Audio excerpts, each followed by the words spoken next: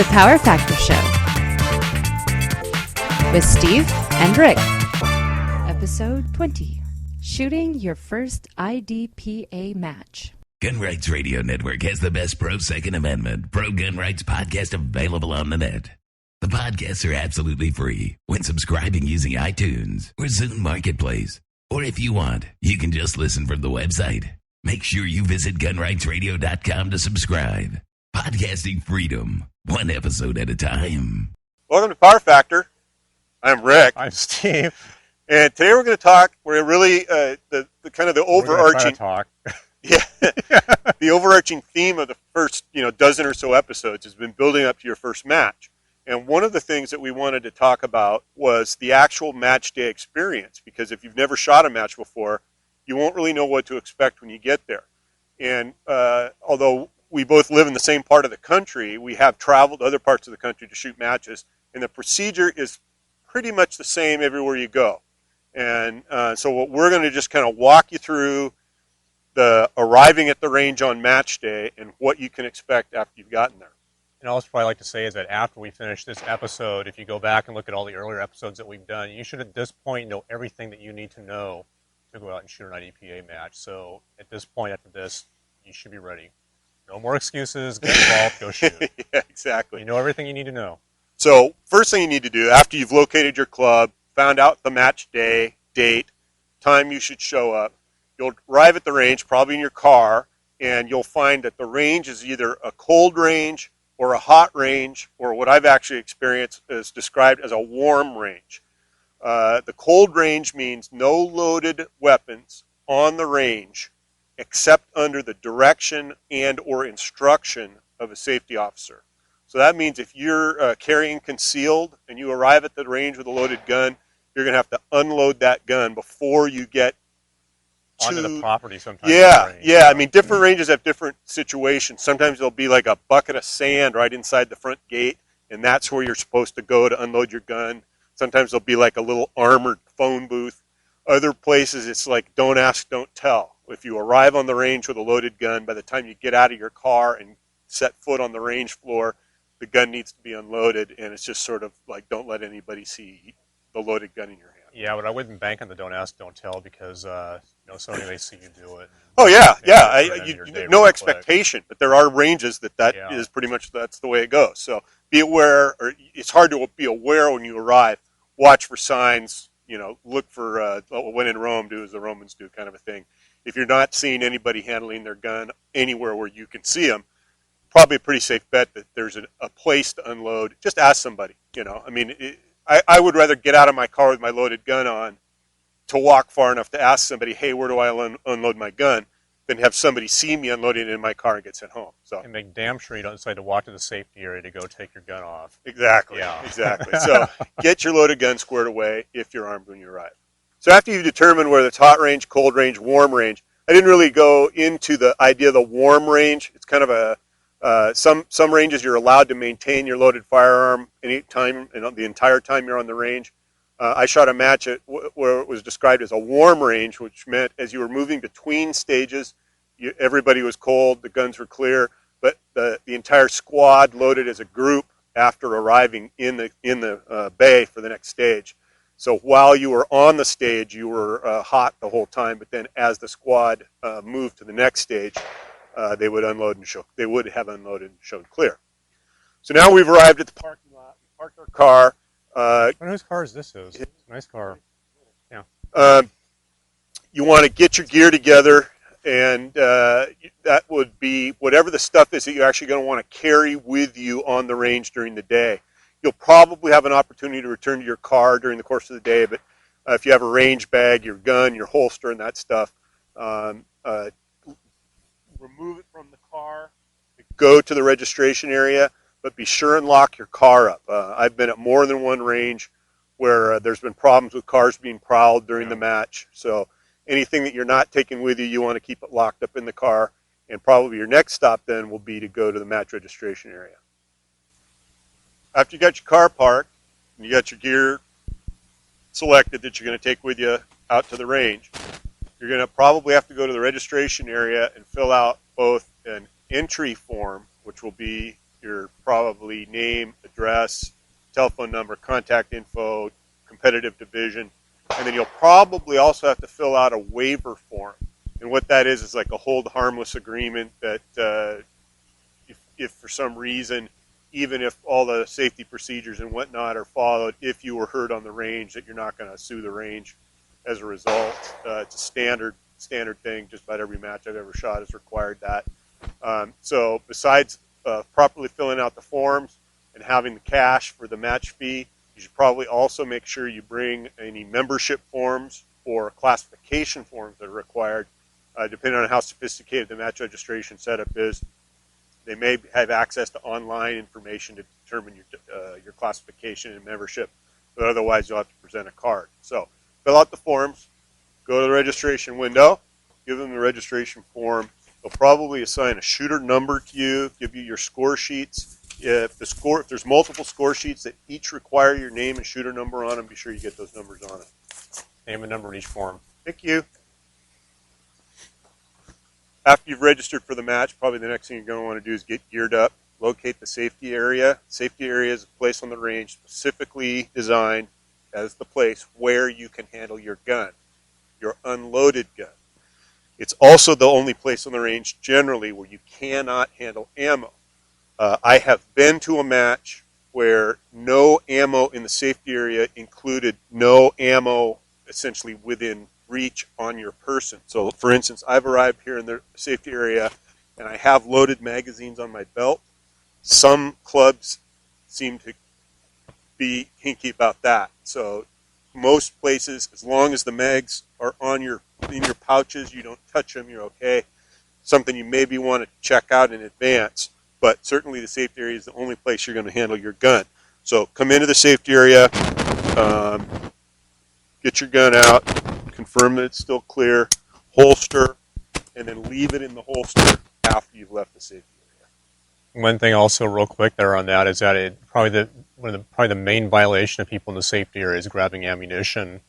A lot of times after they're done shooting the match, they'll come to the safety area, put their gun back in their bag, and then grab all their magazines and throw them in their shooting bag like that.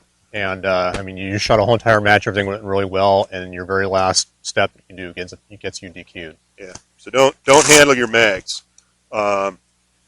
Empty mags are okay. They're okay. Anything that looks like a snap cap, empty case, brass, anything that can be interpreted as a round is interpreted as a live round, whether it is or isn't. So I just condition myself never to touch a magazine while I'm in the safety area, because your mind will not be thinking, oh, this magazine's full, oh, this one's empty. Just don't touch them when you're sitting in the safety area.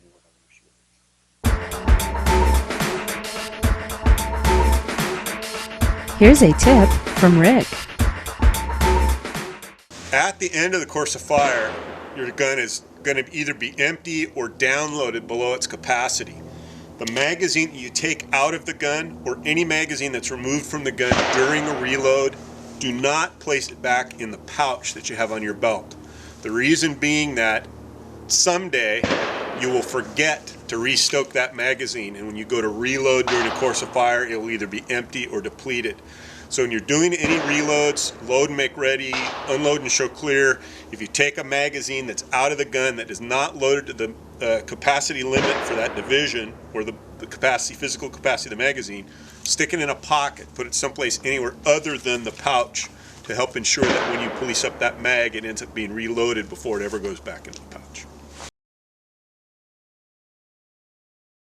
So once you've registered for the match, got your score sheets, put your name and shooter number on each one, you'll probably either have the opportunity to join a squad or be assigned to a squad. Most of the shooting matches I've attended have used a squad format where a group of shooters plus one or more safety officers are assigned to a given bay. When everyone in the squad has shot that stage, then as a group they rotate to the next stage and they move around through all the stages until the match is completed. The purpose of the squad is that there's enough shooters that the little kind of housekeeping tasks can be performed, and it's also a manageable size. So a typical squad will have the safety officer, a scorekeeper, and then 6 or 8 or 10 shooters. Now the important thing to remember is once you're in your squad and a shooting order is determined, which is generally done at the start before each stage of shot, that where you appear in the shooting order will determine what your responsibilities are. If you're called out as the shooter, that means you're the first person up, and you should be getting yourself together mentally and physically. Make sure your magazines are loaded. Make sure you understand the course of fire. You have kind of at least a basic idea of a plan of action for the course of fire. If you're the on-deck shooter, that means you're second. You should still be in that mode of, okay, I'm focused on what I need to do. If you're in the hole, you're the third shooter in line, you have a little bit of time to relax and kind of think about what you're doing, but be ready to go. It's possible that one of the first two shooters will come to the line and have some kind of a problem. They can't get their gun loaded or something, and so you'll be bumped up. So even if you're the hole shooter, you should really be pretty much ready to go. Beyond that, the other shooters that fill out the squad, their jobs are after the stage has been fired and the range has been determined safe, they'll go forward with the shooter, the safety officer, and the scorekeeper, and after the score has been determined, the targets have all been scored, taping the holes. It's very kind if somebody picks up the brass and returns it to the shooter. But if you're that on-deck or hole shooter, don't bother taping. Your job is to get yourself ready. It actually makes the squad work more efficiently. So after that shooting order is established, let's say we've gone through the first two shooters and it's your turn to shoot. You'll be called to the line. Steve's the shooter. So you're going to have a series of range commands. And again, you'll know all these in advance because I'm going to tell you what they are. As I tell you, the viewer, the range commands, Steve's going to go through them step by step, and then we'll simulate the course of fire in real time. So when you come up to the line, often what you'll hear, although it's not an official command, is, do you understand the course of fire? Or do you have any questions? And that's just your last opportunity to say, this is 3 rounds per target, right? I mean, if you have like a little last second question, ask it then. Then the first official command will be load and make ready. Oftentimes in the matches that I've shot, ranges where I shoot, we'll say facing down range, load and make ready. Just as a reminder, oftentimes I've seen shooters that when the beginning of the course of fire is facing up range and an up range start, they'll kind of have a little confusion about which direction they're facing. So a little helpful facing down range, load and make ready. So the load make ready command is a single command that covers drawing the gun, loading it to the proper capacity, and holstering the gun. So I'm not going to give any more commands than just that one, load and make ready, and he's holstered.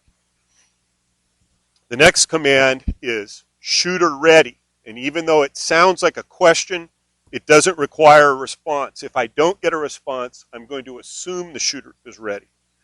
This is an automatic shot timer. It senses the concussion of the gunshots. And so the time that's on it, that's reading on it, is actually a split time at any given time. So in the middle of the course of fire, if you look at it, it'll show you the time of the previous shot. But from the last shot fired, it will show you the time for the course of fire. Any time that's taken after the last shot, the clock is still running internally, but only the shot times appear. Now I'm going to, since Steve is loaded, he needs to, I will wait until he has assumed the start position for the course of fire, which is specified in the written course description. And after I've given him the shooter ready command, he should not move from that position. So a typical position will be facing down range with your hands relaxed at your sides. So once he's assumed that position, after the shooter ready command, I'll usually, after a delay of say 1 or 2 seconds, I'll hit the timer. And that's the start signal for the course of fire to begin. He'll shoot the course of fire. When it is apparent that he's finished, the last command is unload and show clear. And again, frequently it's the case that we will say, if you are finished, unload and show clear. Especially, slide down, hammer down, holster. Frequently in IDPA, due to the more tactical nature of it and some of the shooting background of some of the shooters, is after the last shot is fired, it's very common for shooters to scan and do some of the things that they do when they're training, that they don't want to break that habit. And so sometimes if you just say unload and show clear, even if the shooter isn't finished, well, heck, you told them to unload and show clear, so they'll clear their gun and they'll go, well, I wasn't finished yet. So just to make sure that they're actually done shooting, they're in their own mind done, we'll say, if you're finished, unload and show clear. But the actual by-the-book command is unload and show clear. Now, during the course of fire, there are also some range commands you might hear. If you are moving around the course of fire but not shooting, you're expected to keep your finger off the trigger at all times. If the safety officer sees your finger on the trigger or suspects it's on the trigger in the trigger guard, you'll get a finger warning. As long as you get the finger out and rectify that situation, there should be no further issues unless it becomes a chronic problem. Likewise, if you're not using cover properly, you could hear a cover warning. As long as you react to that and get your cover situation squared away without firing a shot, you should be okay in terms of not receiving a penalty. Also, muzzle direction. Courses of fire will either have designated muzzle safe points, which are sometimes designated with highway cones or some other obvious visible indicator. If it looks like the muzzle, from the perspective of the safety officer, is drifting towards the muzzle safe point, you'll get a muzzle warning. That just means get your muzzle pointed back down range between the cones. And again, as long as it's not a chronic issue, it'll be resolved just by complying with the command. So what we're going to do now is do a real-time stage. This is a little miniature course of fire setup here. It's just a 4-round stage, but we're going to run it from beginning to end, from when the shooter comes onto the stage until we're done with the scoring of the targets, and just to see how it runs. So Steve, if you want to just kind of step off camera here. Generally, the safety officer will be at the start position. After the range is safe, it's SO's job to make sure the targets have been taped, everybody's safely uprange. Scorekeeper will determine who the next shooter is. Steve's a shooter. Come up to the line. You understand the course of fire? I think so. Load and make ready.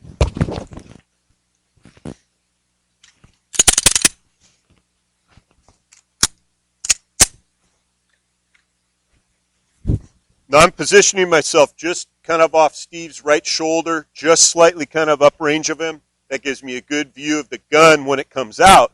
But since the cover position is here, after the course of fire is started, as the SO, I've got to position myself to judge cover. So once the stage is started, I'm going to reposition myself here so I can make that cover call. Shooter ready? Stand by.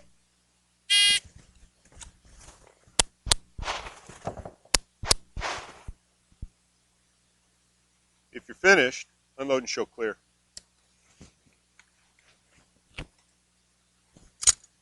Gun's clear. Slide down, hammer down, and holster. Range is safe. So that's just a brief look at how the course of fire is run. Now that I've called the range safe, we can go down range, score the targets, and then that'll just cycle through the entire squad till we're done, and then we'll head to the next stage. Let's go score the targets. We're going to go score the targets. Now we're downrange here scoring the target. Steve, as the shooter, has come down here to make sure that I'm making the right call. You'll notice these are USPSA targets. It's what we had available at the range. But we're going to pretend they're IDPA targets for the purpose of this video.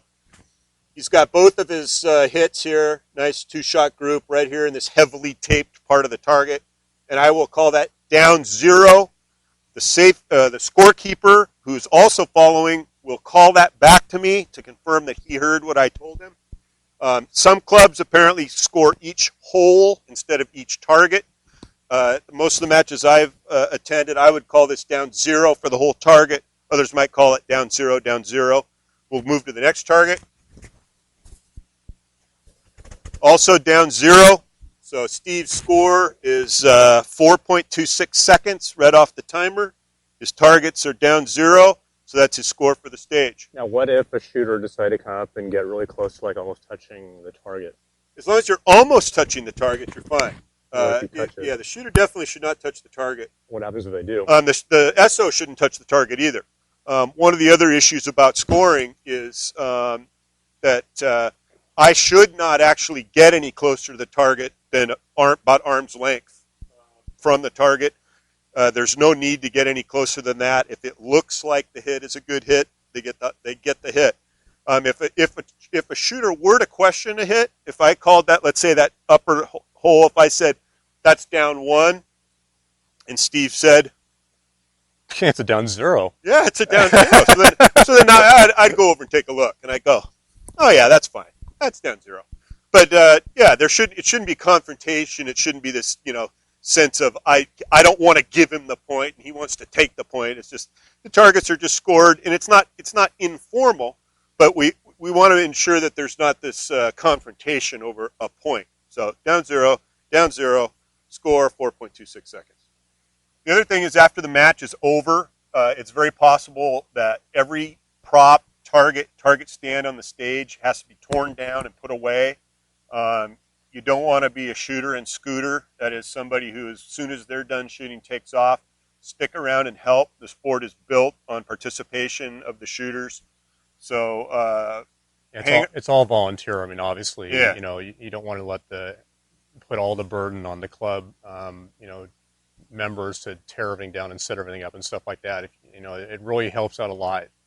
Probably more than they could probably express to you about being able to, tear stages down and do a lot of the work for them. It just gets everybody out of the range faster. So yeah. So stick around, be what help you can. Probably your safety officer in your squad will be the person you can look to for guidance. They'll say, hey, as soon as we get this torn down, you guys can take off.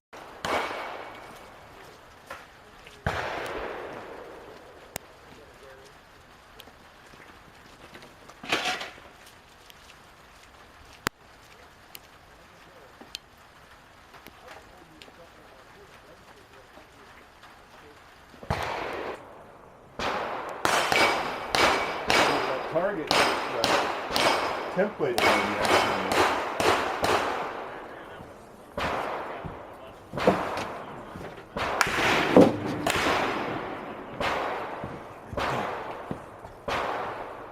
So typical IDPA match will probably consist of 6 or 7 individual courses of fire, the combined scores of which will be the match score. You'll probably have match results perhaps available at the range on the day of the match, depending on how sophisticated it is.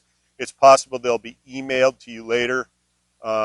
Each match actually consists of up to 5 distinct matches. There's no overall winner. You'll get a winner in each of the competitive divisions, and each of those people has essentially won the match for that division. If you're not all that interested in the results, some people aren't. It's not a huge issue. You won't be concerned with it. But it's a good indicator of your relative skill and also your relative improvement in your performance. So keep track of the scores. I usually make a copy of the match results and save it. I have match results from every shot I've ever every match I've ever shot. So it's worthwhile just to see your progression and skill through the sport. So have a good time. Make friends. The staff is there to help you. If you have any questions, there's almost certainly going to be an experienced shooter there to help. Be safe and come back again. So that's essentially the IDPA episode, kind of your first match experience. If you have any questions, comments, go ahead and contact us at powerfactorshow@gmail.com, and of course visit the website at powerfactorshow.com. So also their first match they can shoot as a non-IDPA member. Yes, you do not have to be an IDPA member to shoot your first match, but by the book you must be a member before you shoot your second match. The only revenues that IDPA gets is from membership dues, so those annual dues are really important to keep the sport going. Okay. See you next time. Bye.